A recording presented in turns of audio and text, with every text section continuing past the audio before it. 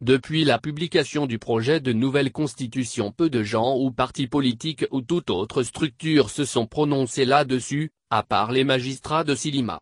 Selon quelques juristes constitutionnalistes approchés par nos soins, le document n'est pas parfait, mais il est acceptable. La plupart d'entre eux avancent ne pas avoir fini la lecture du document et évitent de se prononcer dans le fond, mais, il a été amélioré par rapport à l'avant-projet, soutiennent-ils. Certains pensent qu'il y a beaucoup de manque de courage sur la question de la langue et de la laïcité, qu'il faudra corriger. Il s'agit d'éviter l'amalgame de langue de travail et de langue officielle. On ne peut donner que ce que l'on a, avancent certains juristes.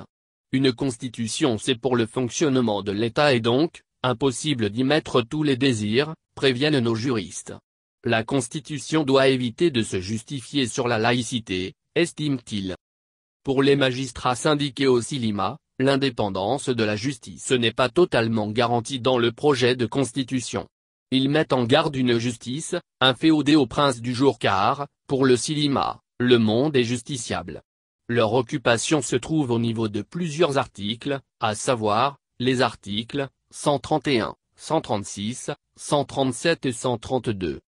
Ces articles font allusion à la saisine et la composition du Conseil supérieur de la magistrature et aussi la rédaction des décisions de justice et l'indépendance de l'ensemble des magistrats au lieu des juges seuls.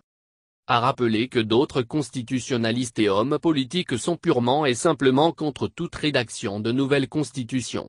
Pour eux, le Mali n'a pas besoin d'écrire une nouvelle constitution sans savoir quoi faire avec l'ancienne. À les en croire, la Constitution de 1992 prévoit d'être révisée et non de disparaître comme c'est en cours. Pour eux, la transition doit organiser d'abord les élections, la présidentielle et les législatives et permettre une révision constitutionnelle. Sinon, la transition n'a aucune légitimité pour toucher à la Constitution, soutiennent aussi bien des constitutionnalistes et plusieurs partis politiques. Pour certains le but pur et simple, c'est pour s'arroger, selon eux, de la part des autorités de la transition, une amnistie constitutionnelle comme prévu dans l'article 188 du projet.